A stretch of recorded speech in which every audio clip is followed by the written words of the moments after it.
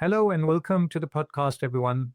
Joining me today, I have Özgür Koca, joining us from California. Welcome, Özgür. Thank you. Thank you for having me. It's a pleasure, Özgür. Thank you so much. Özgür, before we get started, would you mind just taking a moment to explain your background, what you do, what you study? Sure. I'm a professor of Islamic studies and philosophy, and I teach at Beyan Islamic Graduate School together with Chicago Theological Seminary. So I reside in California, but I sometimes go to Chicago to teach. Also teach here. So I'm with Beyan Islamic Graduate School, and I teach courses on Islamic philosophy, Sufism, Islamic theology, usually where these disciplines intersect, where they start talking to each other, like philosophy, Sufism, and Kalam traditions, where they intersect and start talking. That's usually where my attention is. I also have a background in science. I studied physics and math, and I taught these topics actually in different countries. I also do religion and science stuff, and I look at that discussion between religion and science, and more specifically within the context of Islamic tradition, Islam and science, but more generally, again, religion and science discussion in general is very interesting to me. So that's what I do. Thank you. California. That's fascinating. You have such a varied background.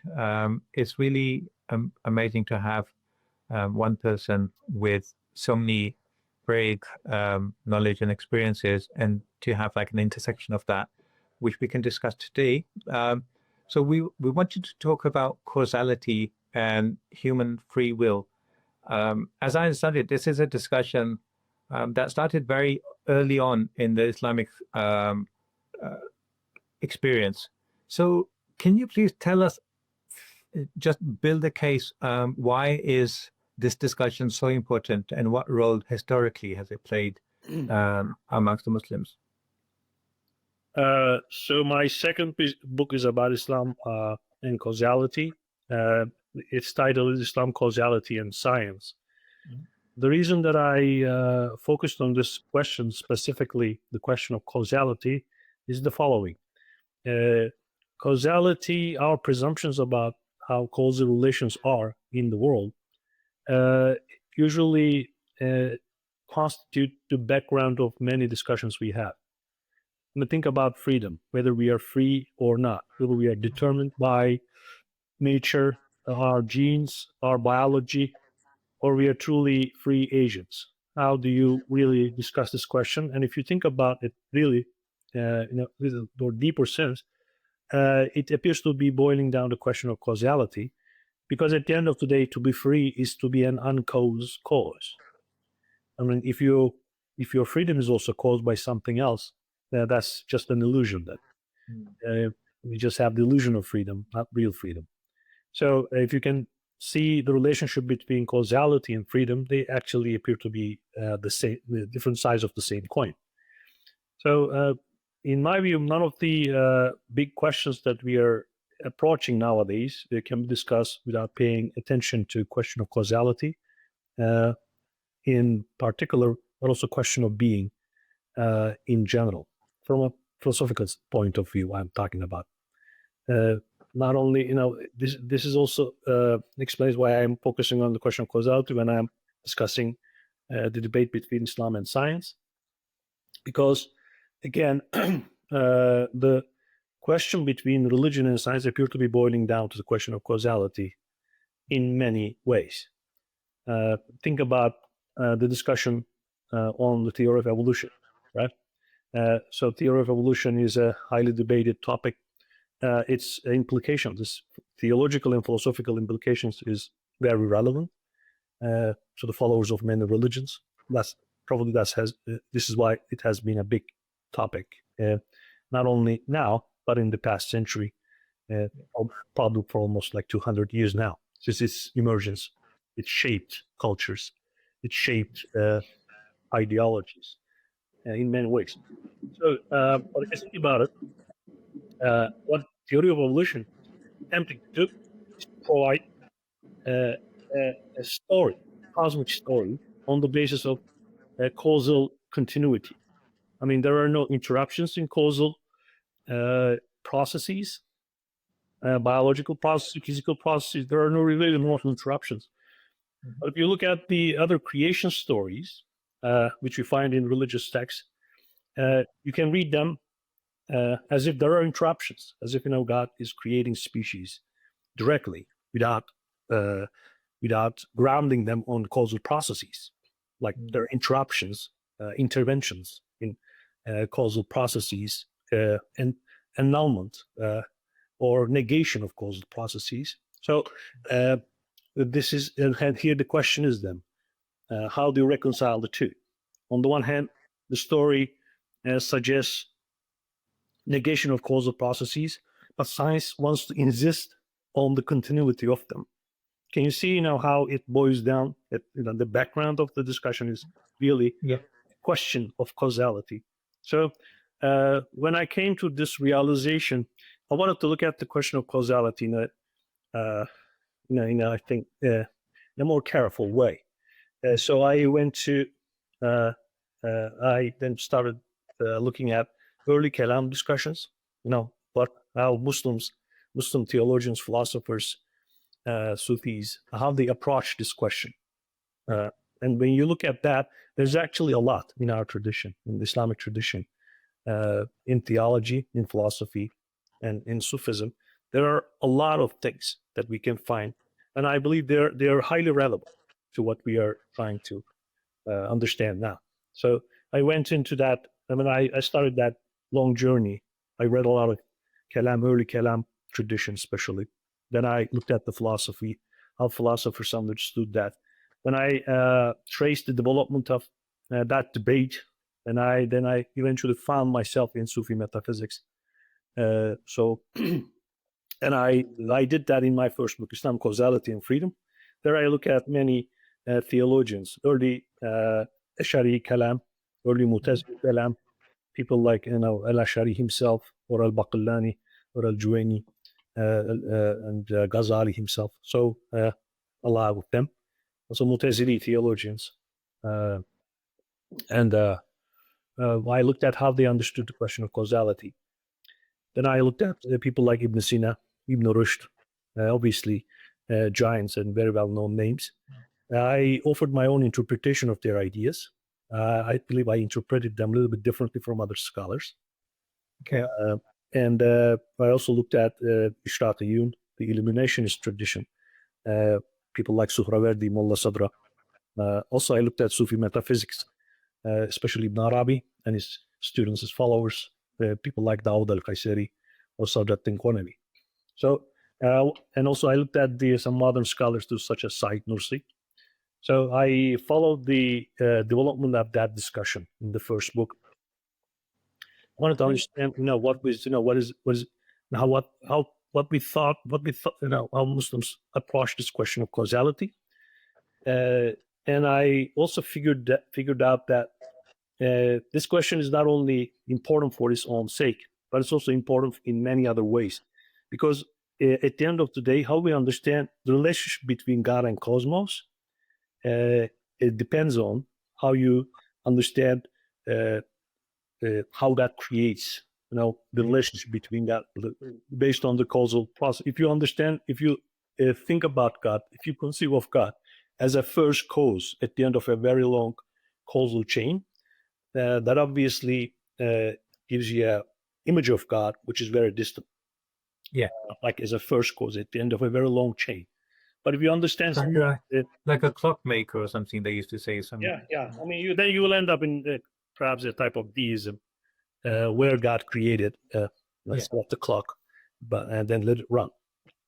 Really not interested in it, right? There's really a passive image of God.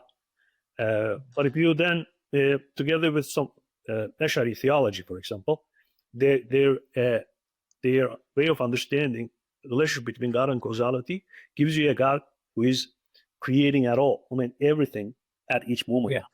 Right? Özgür, can I just, I'm so sorry to interrupt you here, but just so that I can kind of ask one or two questions to understand before we go any further. So firstly, obviously, we'll unpack this a bit more, and you'll get a chance to give more explanation of your understanding. But so am I right? You've hinted kind of your understanding that you've said to be free is to be an uncaused cause. Is that, if I've quoted you correctly? So that is to say that we're not free, which is, I understand, is the Islamic position. It's just then the question is, to what extent are we free at all, or are we completely bound by God's decree? That's one thing. And the second thing I wanted to ask, I want to ask you about all the different positions that have existed in Islamic metaphysics and discourse. But before we get to that, I'd like to understand, why did we get into this discourse in the beginning? Like, because we're kind of getting into a bit of speculative kind of an area where we're trying to understand the nature of God and our how we fit into existence around us. So how did we? It's quite a dangerous area in some ways. How did we get into that discussion, and why was it necessary historically? I think there are multiple reasons in my view. Some of them may be political, economic, the economic political context sometimes. And say, if you're an oppressive regime, an oppressive sultan or king, right? Perhaps you're gonna want a more passive state of mind in your, in the rule, right? Yeah. Perhaps then a theology which emphasizes a fatalism, right? You need to submit to the will of God. You need to just accept God's creation and God's shadow, right? Things like that.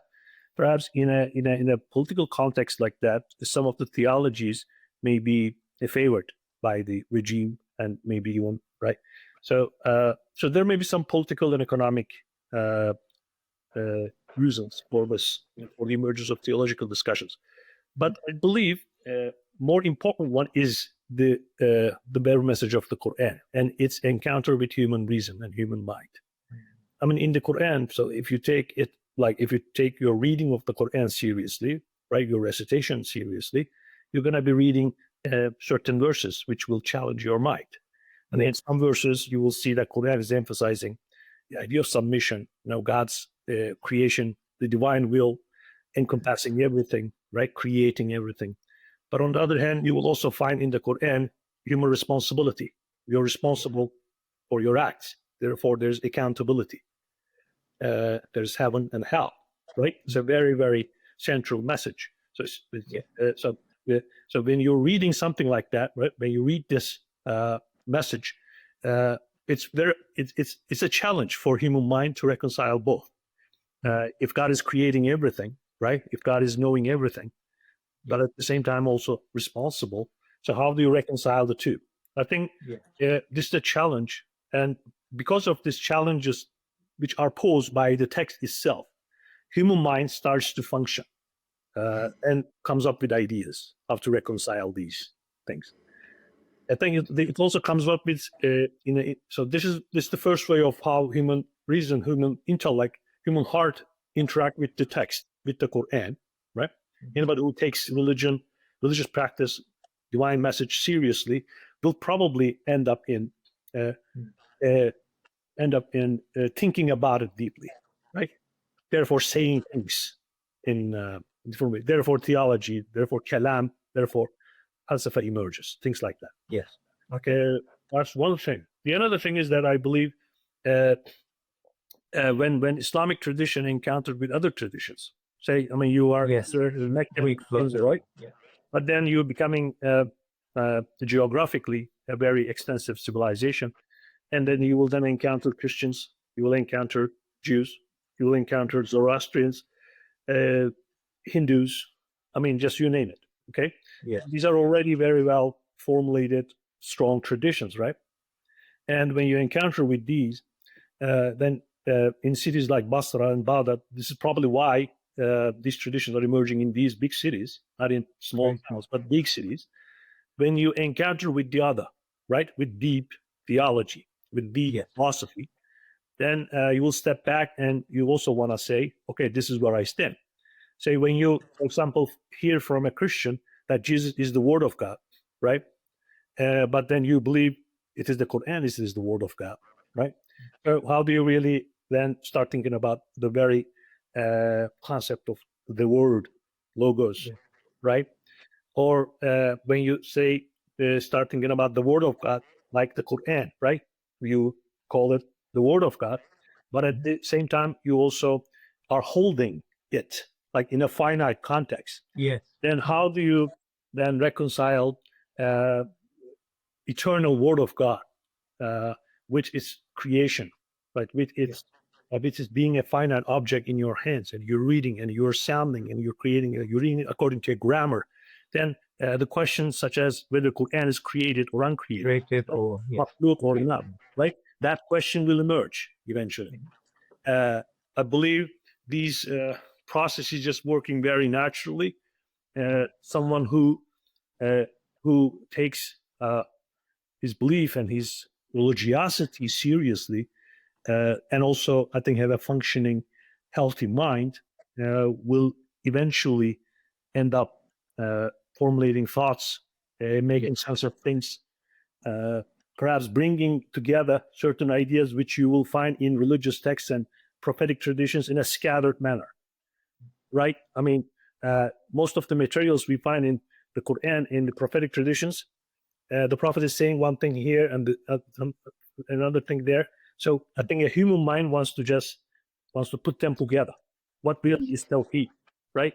What are the attributes of God, and how they relate to the divine essence? Hence, this scattered material in the Quran and in the Sunnah, right? You want to make them, you want to bring them together in a consistent fashion, in a fashion which we can read and understand. And this is also how you spread your message to others.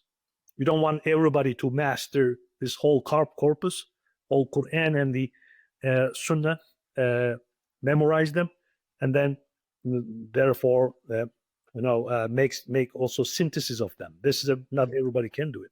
Therefore, that's the emergence of Aqidah books, right? So, say Imam al-Tahawi will write his own Aqidah book, right? It's like short manuals, which will introduce you what Muslims believe, in what way, Tawheed, and in what way, and how we really believe in the Akhirah, accountability, and all of these questions just follow them. I think the biggest reason is their encounter with the other, and with the Quran, with the Sunnah itself. Like as an individual, you encounter with the message, with the revelation, and on the top of that, you also encounter with the other civilization, other religion, other tradition. Hence, this happens. Hey there. I hope you're enjoying this episode. Let me just take a moment to introduce our sponsors for today. This episode is kindly being sponsored by the Worldwide Listings Company Limited, or WLC for short. WLC is a complete A to Z Amazon account management service. So if you're looking to start an e-commerce business, or you already have a business that you want to take to the next level, then get in touch and WLC will be able to help. Just for transparency purposes, let me also mention that WLC is a company that I personally created and am a director of. So when you get in touch with WLC, you will be speaking with directly myself or my team, and we very much look forward to speaking with you to see how we can serve your needs. Thank you. And with that said, let's get back to the episode. I think, and we will talk about it. I'm sure it will come out later, but even to this day, I've heard different scholars in Islam talking about what the status of miracles are. How do you explain miracles in the light of human understanding, in the light of science, and all of these things? So different people have different kind of points of view on that as well. So I think you have this really helpful way of kind of categorizing all the past, the general concepts of causality between Sufism, Kalam. Could you talk us through that a little bit? Yeah. So in the book, in my latest book, I do that. I mean, I look at first how Ash'ari, Mu'tazili, and also the traditions approach the question of causality, and also something that I myself call like Islamic participatory account of causality. I believe I am the first one locating that theory in the tradition and also formulating it, conceptualizing it, and naming it. So I call it Islamic participatory account of causality. So these three traditions that I'm just briefly introducing. Yeah. Very briefly, Mu'tazili doctrine recognizes a power in human beings, which he calls sometimes irada, sometimes qudra, sometimes quwwa. So so we have that, and Mu'tazili theology, and anyone I believe is familiar with that theology will recognize that their central topic is divine justice. They used to call themselves as Ahl al-Adl, or sometimes Ahl al-Adl wa Tawheed. So they used to call themselves as the people of justice and people of unity. The reason they called themselves as such because of the importance of the notion of justice for them. So God is just. If God is just, God does not punish or reward us without merit. I mean, if that is the case, then we should have real agency.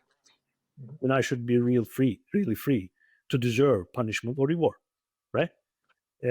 I'm simplifying, but I mean that's basically what they say.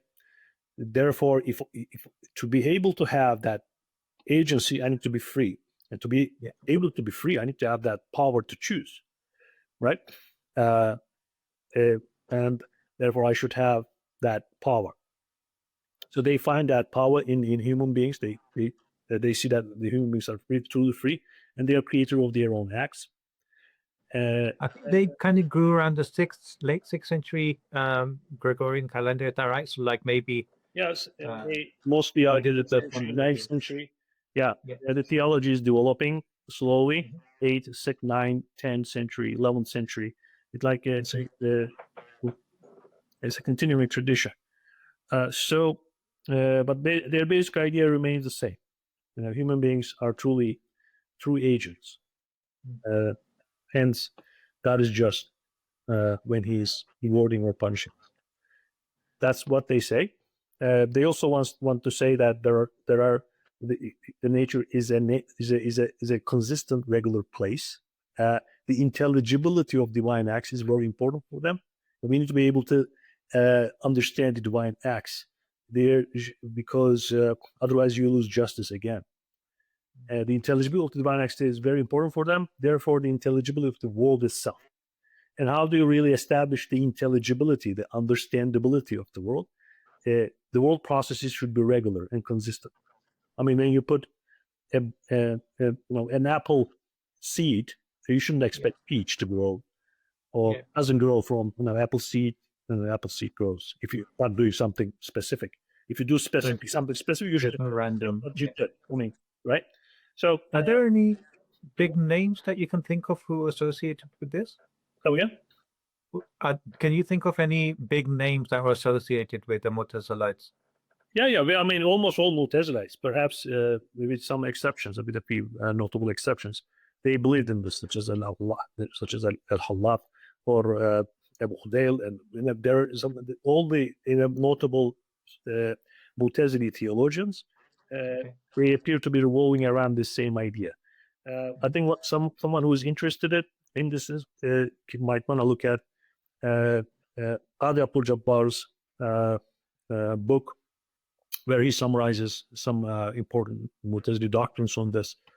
Usul al-Hamsa. So there's this 5 principles.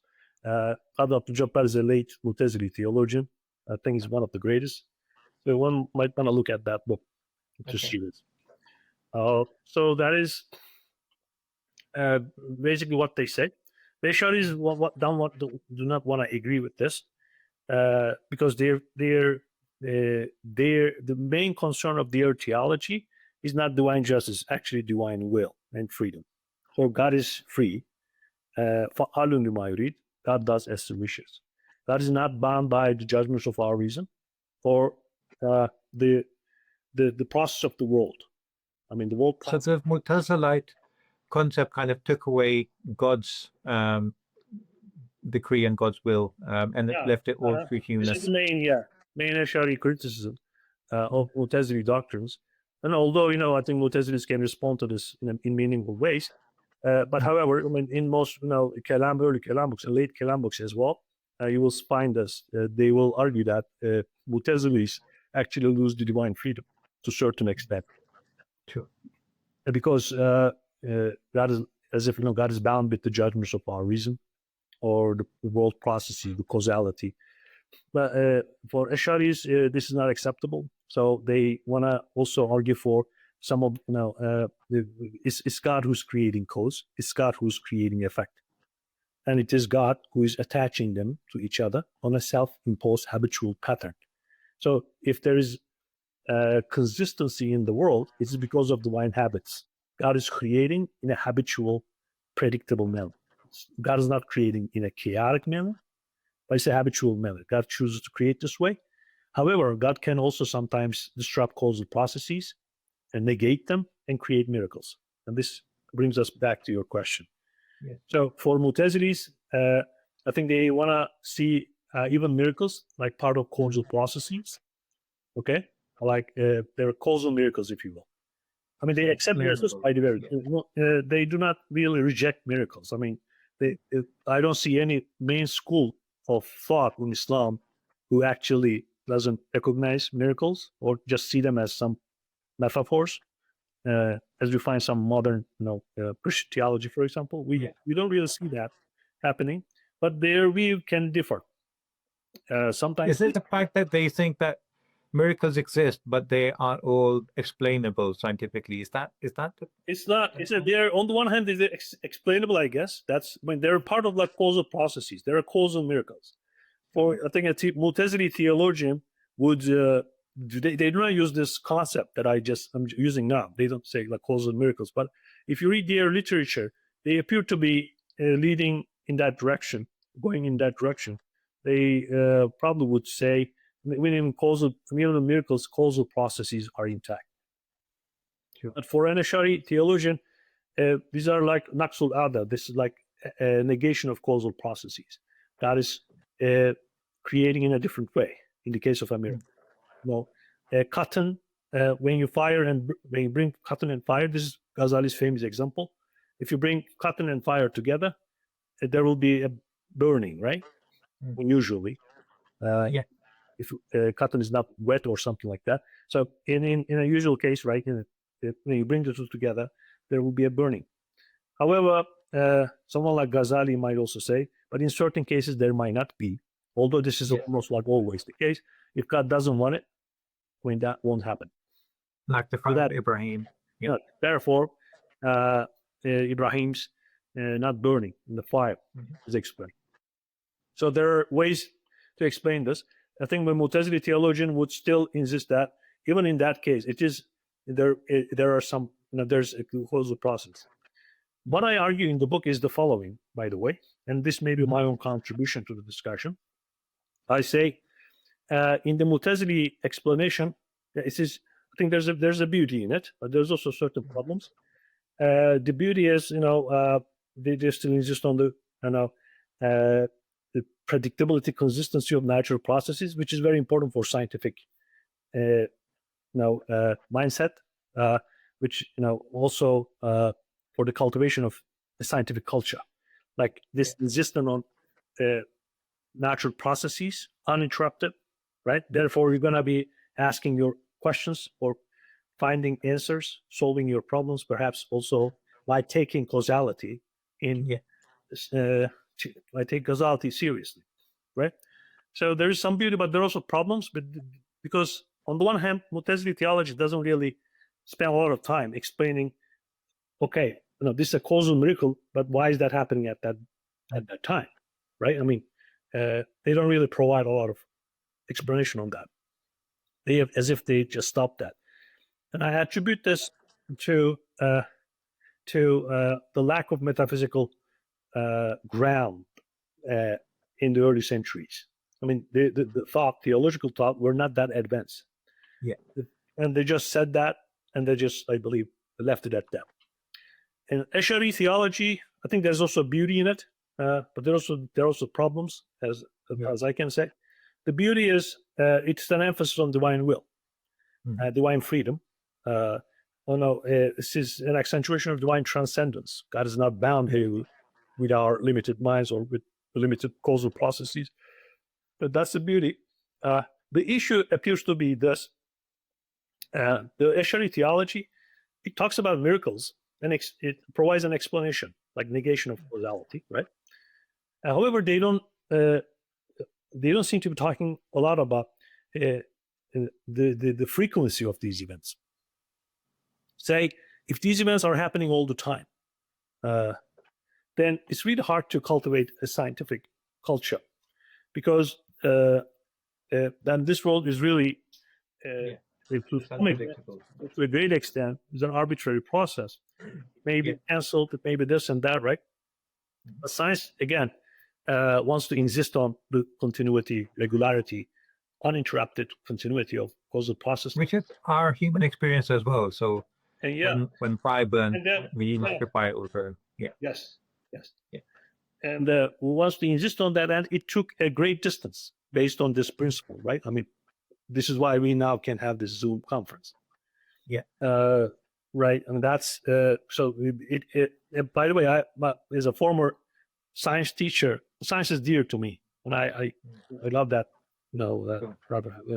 Growth of scientific mindset.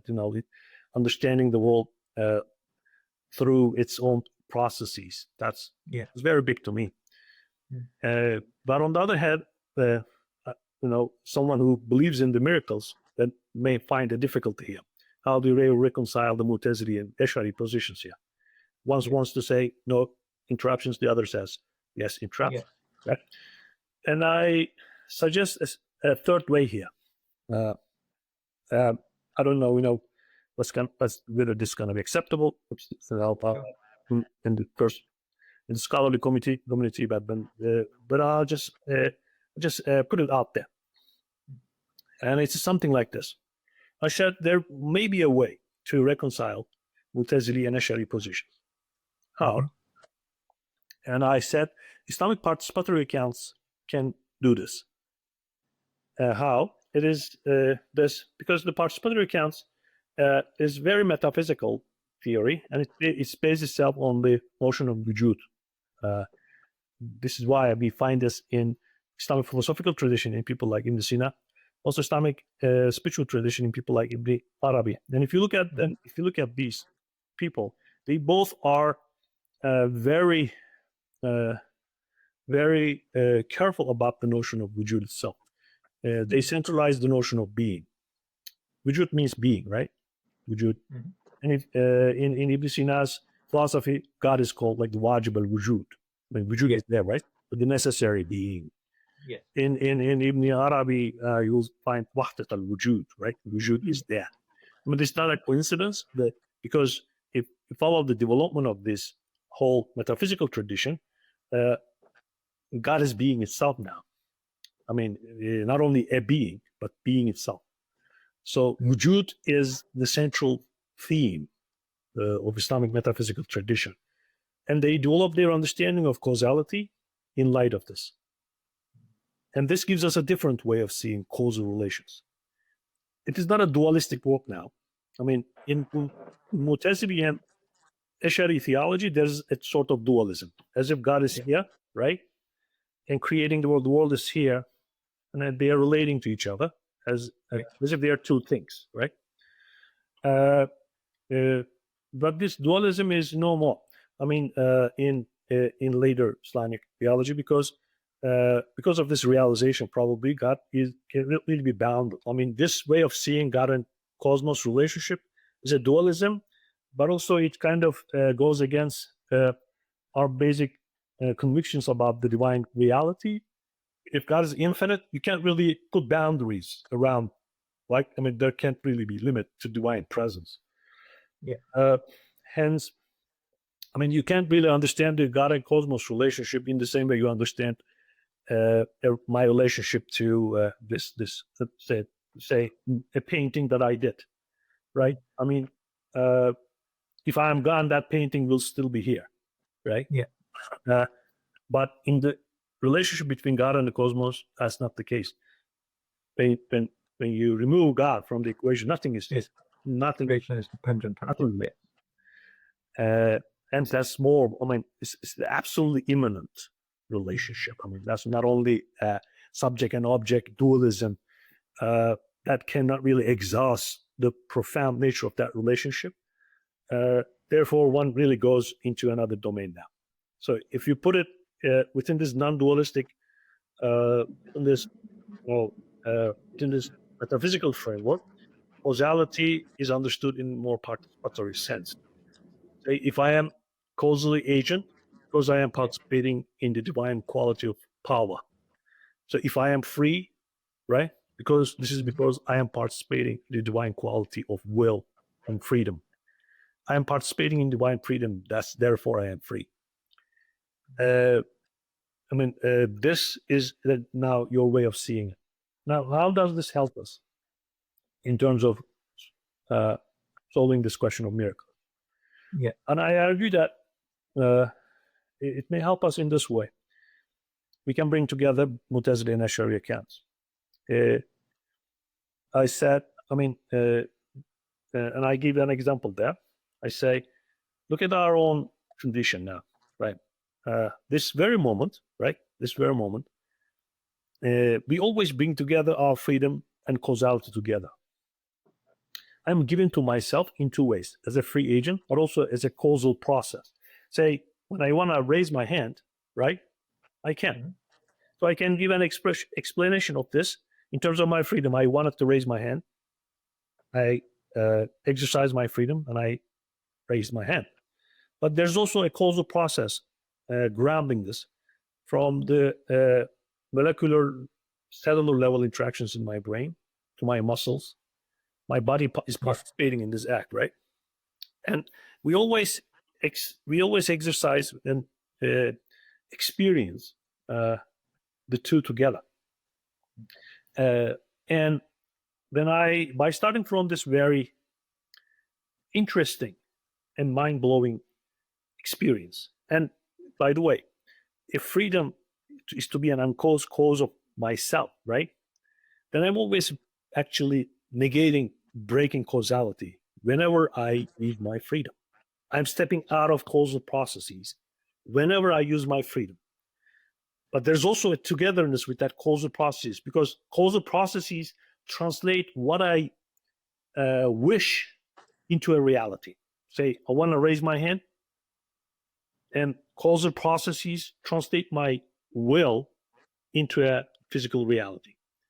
Sorry to disturb you. This reminds, yeah.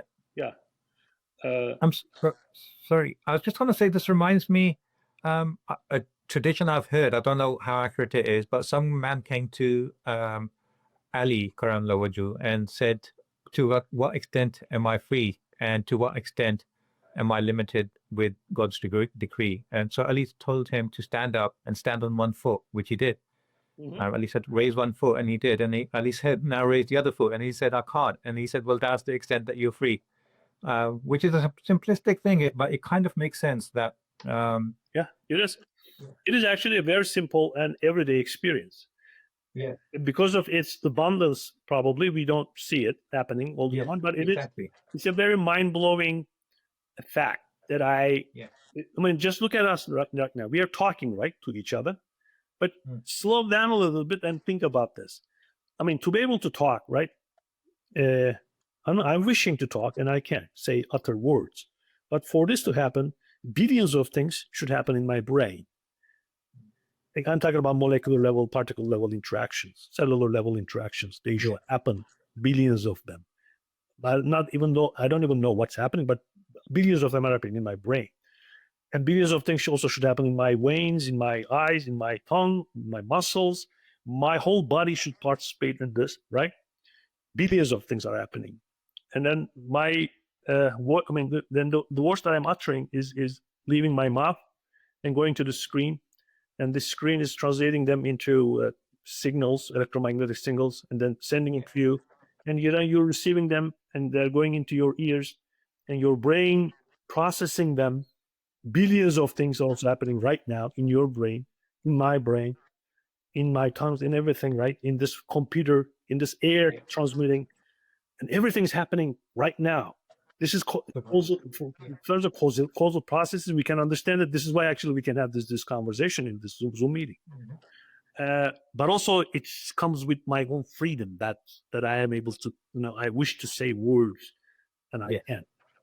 And you wish to hear, and we can have this conversation. Freedom and causality comes together all times. But once we are convinced with this, and then how does this help us to understand the question of miracles?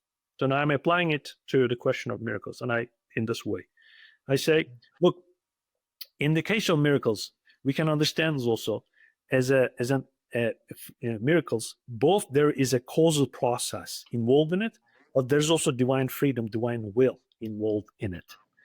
God is creating, such as not burning Ibrahim in the fire of Nemrud, right? God is creating that event, and we can see in that event a manifestation of divine will, like specific at that moment, divine freedom, divine will. It's an act of miracle. It's a mind-blowing, extraordinary thing to observe. But on the other hand, there may also be participation of causal processes in the very same event. As this comes together in my own daily experience all the time, we can also think about the relationship between God and cosmos and miracles in a similar way.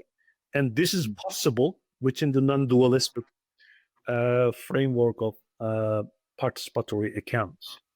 That's what I argue, and I say then, there may be a way to bring together Mu'tazili and Ash'ari positions, because they both have a lot of merit, yet together with, but they're not completely sufficient, I guess, to solve the problem. It's a little bit like scientific theory of relativity and quantum physics. They both make sense, but it's hard to reconcile them both with each other. I think, we need to kind of, step a little bit higher than the both.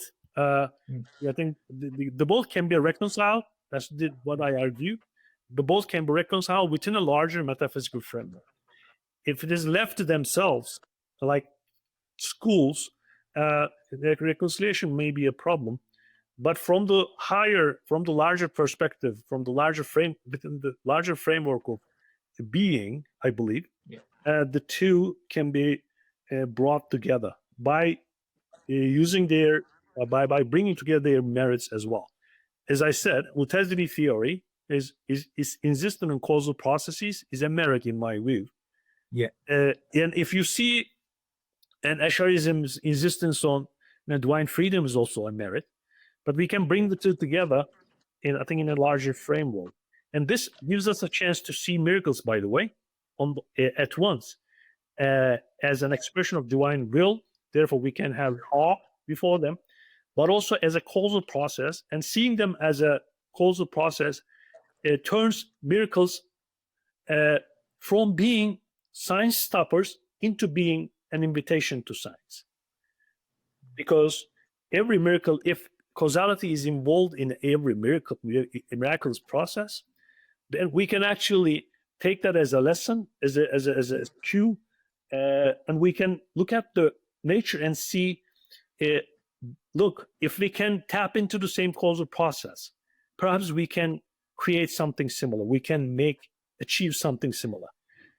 For example, if Moses is dividing the sea with his staff, that's a miracle.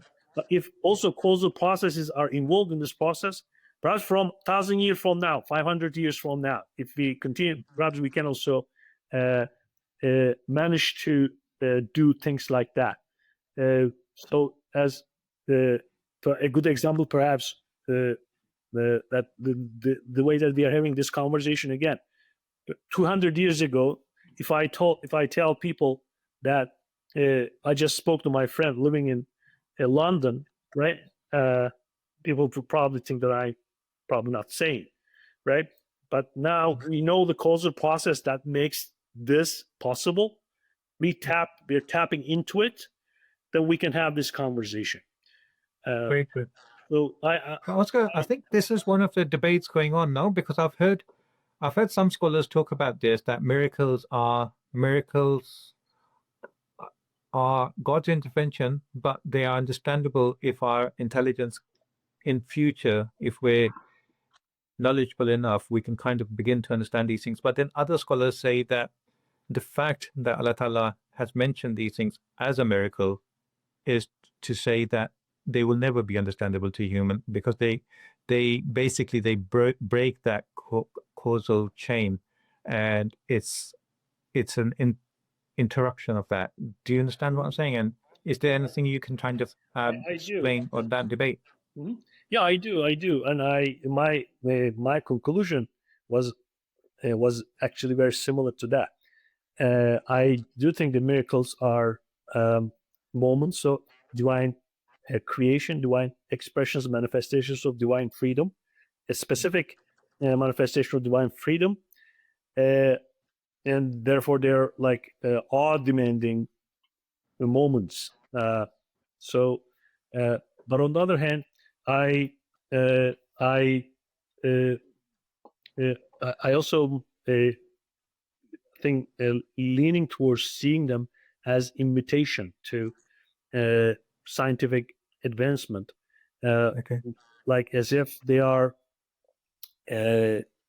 moments that we can still be in awe before them, but also we can see them as invitations, not science stoppers, but invitations. I believe we can bring together these different two states of mind together. Mm-hmm. And also, can I also ask, so how do the Maturidi see these things? Were they trying to also make a bridge between the Asharite position and the Mu'tazilite, or was there? Yeah, the Maturidi theology, as far as I'm aware, I wanted to find things which I can also include. Later Maturidi theology appears to be leaning towards an Ash'ari occasionalism in many ways. In earlier times, they don't seem to be really interested in some of these questions. This is probably why Maturidi theology emerged in Central Asia, where I think the hot debates were happening in other parts of Muslim world back then, in Basra and Baghdad and Kufa, and in places like that. Central Asia, I think, is a more serene in a way, like and we don't see like Maturidi theology being applied to these questions in a rigorous way. As far as I'm aware, again, perhaps there are some books that I am not aware, but in terms of causalities, I think we don't find as much writing as you can find in an Ash'arism or in Mu'tazilism or in Islamic philosophy. Yeah, that's all I can say. Because I think this is pre-Maturidi and pre-Ash'arites, but even people like Hassan al-Basri or Junaid Baghdadi, even Al-Ghazali, I think, who was an Ash'arite, but they kind of were saying that, like, these things, like Al-Ghazali was saying that Kalam is very important, but for the average person, they should probably avoid these discussions excessively, because they kind of take you away from the experience of worship and harden your hearts. So you want to know what I think about that take? Yes. So Kalam or Falsafa, the relevance of Kalam or Falsafa or Sufism today. I think that's the question that you asked. Yeah. Okay. I think they are highly relevant. Take Kalam. So Ghazali, by the way, I mean, he talks about this, right? I mean, perhaps like as a warning to not to distract oneself from, I think, a more beneficial, way of living. But perhaps things have changed a little in our times, because ideologies, ideas, right, challenging ideas are everywhere. Perhaps not everybody, but someone who is capable of nazar, capable of rational thought, will benefit from it. And you can say the same thing for philosophy. I do believe that we do need, as Muslims, we do need philosophy. We do need to interact with it. We do need to also engage with it with our own tradition first, and see its relevance, update it, and bring it to now. I think this oscillation between past and now, from between here and there, is a necessity. But I can say the same thing for Sufi tradition. It's an immense amount of accumulation of wisdom and beauty. I think we can interact with them. We can take what is beautiful and we can bring it today. And this type of journeys is a necessity. An analogy may be this. I mean, sometimes I use this analogy when I'm asked this question. I mean, imagine an ocean. I mean, in an ocean, there are fish, right? They live only on the surface. I mean, close to surface, right? Some fish live deeper and in deeper levels. Some fish in deepest, like in dark parts of the ocean, right? So there's this ocean, in this oceanic comprehensivity, all fish find a comfortable place to live. If you want to bring these fish who can live only in the depths of the ocean to the surface, you're going to kill them. Or in the middle, you're going to kill them if you force them to live on the surface. If you bring the fish who can live only on the surface to the deeper level, then pressure will kill them too, right? So I think there's something like that. There's something, a similar diversity in human inclination. I think so. I understand. I think a comprehensive Islamic discourse, Islamic thought, Islamic intellectual tradition can create this oceanic inclusiveness, comprehensivity, all-encompassing quality. Therefore, fish who can only live on the surface perhaps will just interact with that literature, and some will, in the deeper levels, some will go to the highest, the culmination, the ultimate levels. I think it's not a competition. I mean, between fish living on the surface or living in the depth. And forcing only one level of understanding will not really help. Will actually kill a lot of fish. I think you're right. I think the difference sometimes also is between the different thoughts is that there's a lot of Sufis who say that discourse, dialogue, reason, it can only get you so far. And I completely understand the scientific point of view, and we can't just say there's a wall here and we can't even try to attempt to understand certain things. But from a Sufi point of view, I think a lot of them say that where reason ends, experience, love, and devotion can take you a lot further. I have some qualms about such sayings, because probably because of my familiarity with Sufi metaphysics, which is a very intellectual tradition. Yes, it incorporates kashf, also zawq in it. The kashf, unveiling, zawq, like really tasting things. But that doesn't really compete with the nazari part of it, like philosophical, rational, intellectual, conceptual part of it. There's a lot of logic involved in it. I mean, I think people who say things like that, I don't really understand how one can say such things if they're also reading someone like Ibn Arabi or someone like Sadreddin Konevi, because their books. By the way, I'm translating Sadreddin Konevi's Miftah al-Ghaib nowadays. It is a book on Sufi metaphysics. I mean, it is a very high. I mean, there we see a first-level philosopher, and with a very big heart, a Sufi, wants to bring the two things together, Nazari part and the Kashfi part together, it's a very, very intellectual book. It can be understood. It can be dealt with, engaged with from an intellectual side. It's also an invitation probably towards also tasting things, but they don't see these things as being in a competition. Sufism's method is not really deny or denigrate intellectual, rational, conceptual. It is just to use it as if, or say, how should I put it? Like, it is also to present other possibilities of knowing God. And a good example, perhaps, is given by Rumi himself. I mean, you can know everything about an apple, right? I mean, but especially in terms of the taste of. I mean, these dimensions, conceptual, logical, and experiential, does not really compete in high echelons of Sufi metaphysics. I very much agree.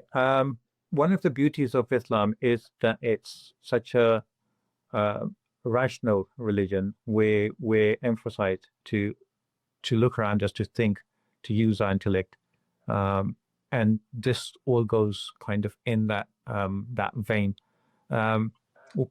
One of the things that I sometimes think of is like, so personally, I happen to be visually impaired, but sometimes I sit and think like, if there's someone who's completely blind, how would we ever explain colors to them? How would we explain what red is and what orange is and what yellow is?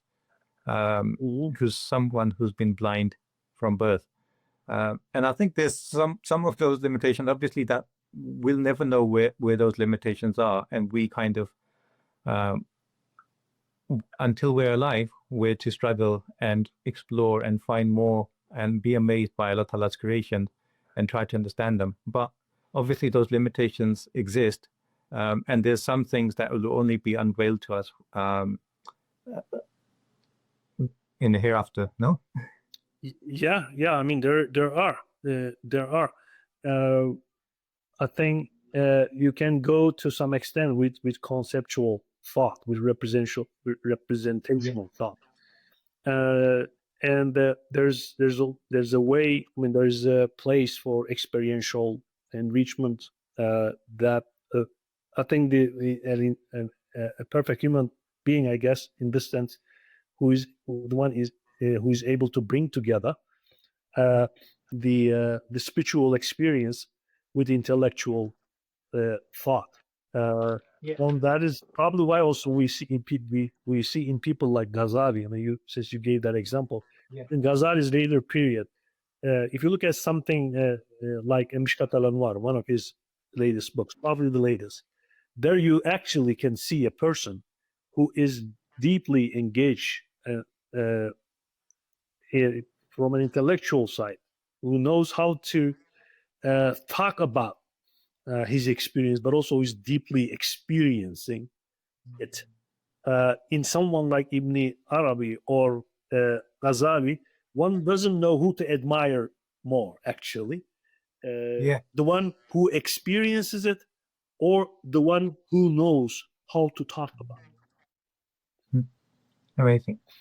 I would love to one day, if you have time, I'd love to sit and talk to you just about Al-Ghazali and Ibn Arabi. I think it's so amazing. And there's so much to learn about. Yeah, I always enjoy talking about these giant illuminating figures. Yeah. Özgür, can I also ask you, so in your studies, did you also look at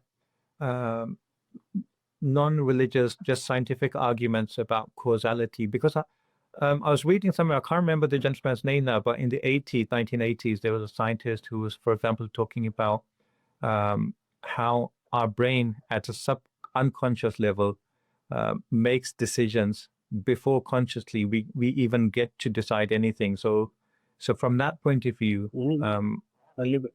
things are decided for us before we actually know that we're making a decision. So I think there's some of those discussions going on in the scientific and the non-religious kind of sphere as well. Did you get to look into those as well?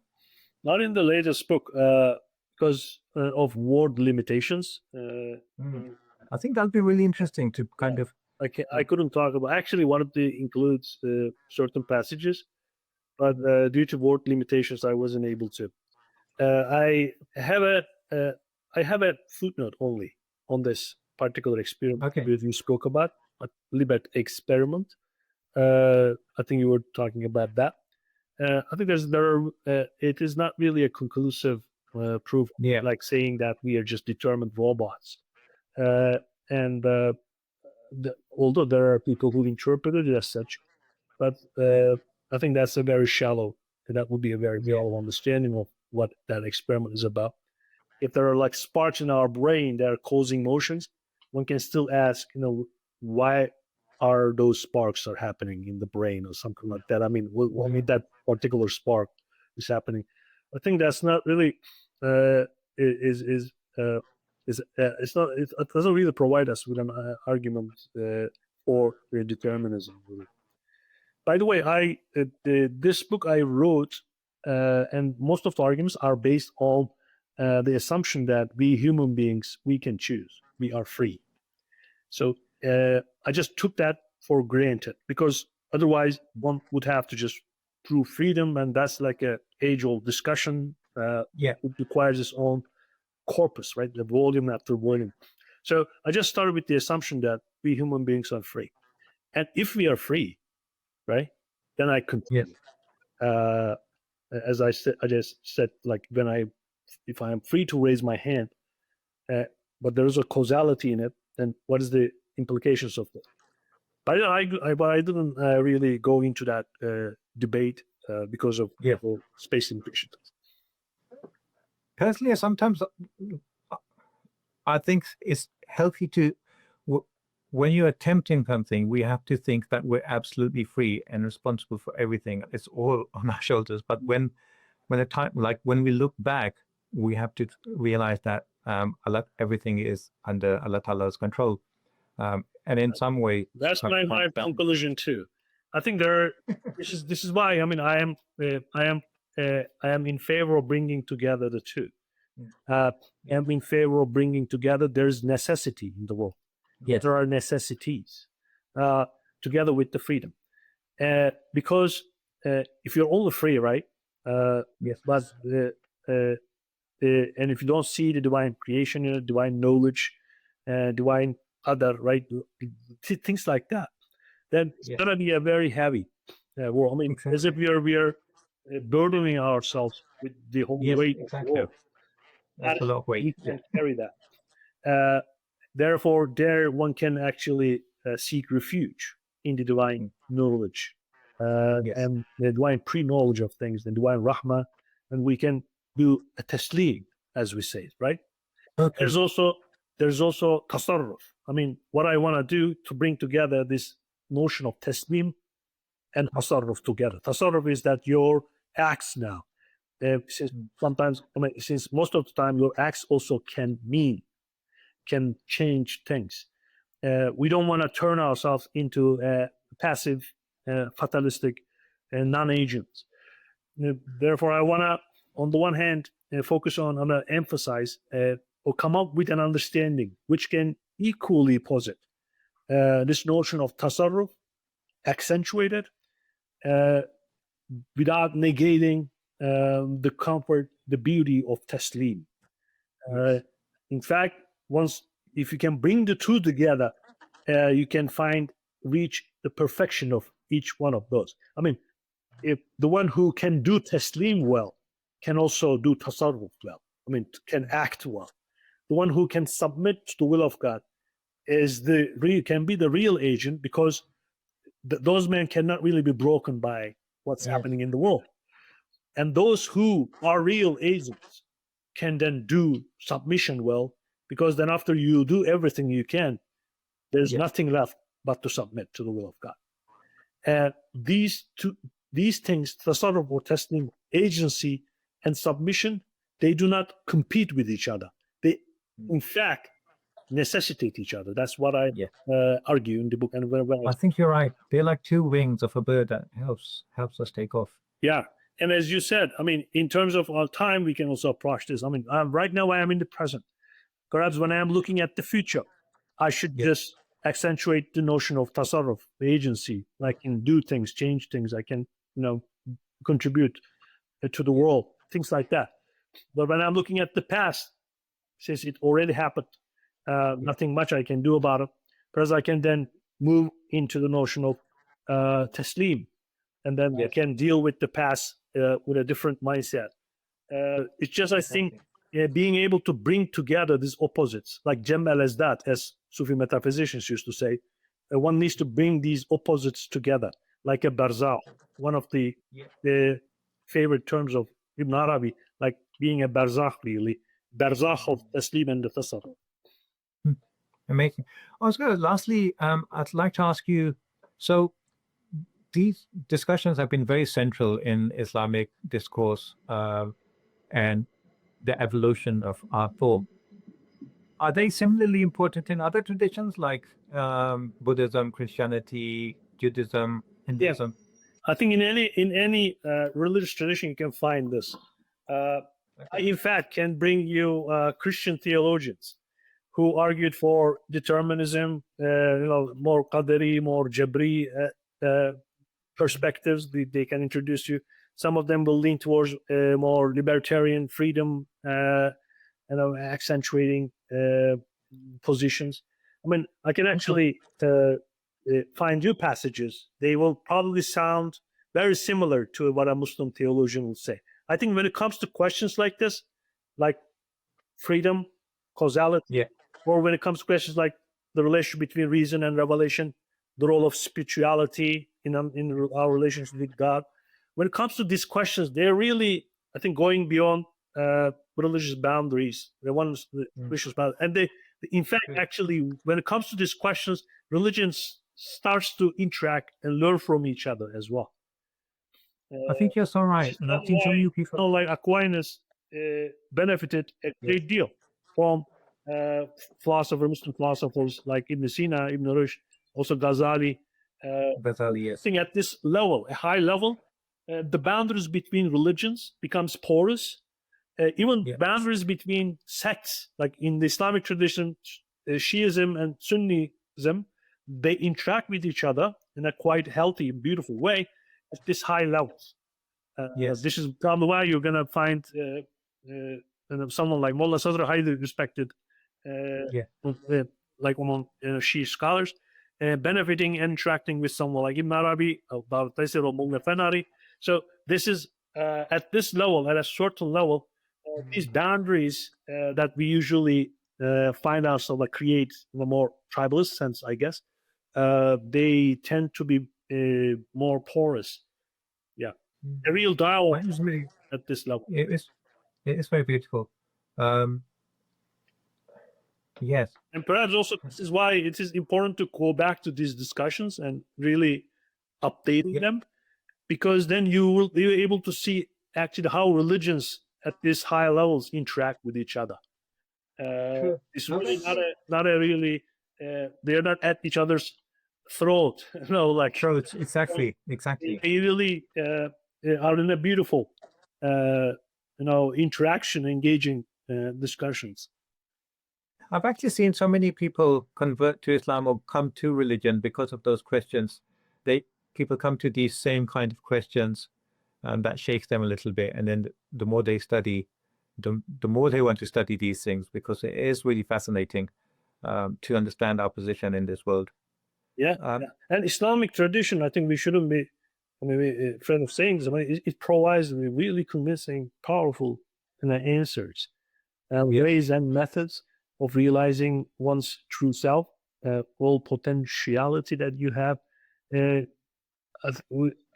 think we shouldn't be forgetful about this accumulation of wisdom and beauty. Oscar, thank you so much. I'd love to include your links to your books in the podcast notes, if you could provide them to me later on. Also, if you have any other recommendations, essential readings, please let me know, and I'd like to maybe put them into the notes. Are there any final kind of thoughts that you wanted to add before we conclude?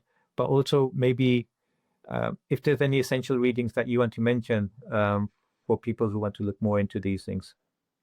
I'll share the links of my book, and I hope to also offer 3 books. I just want to thank you for this opportunity to talk and to share my ideas, and hope to contribute, inshallah, in the future as well. Oscar, thank you so much. I've really been looking forward to this, and you've made my week, and you've given me so much food for thought that I can't wait to go and study more about all of these things. So thank you so much. Thank you for your time. Thank you. Thank you, Tafi.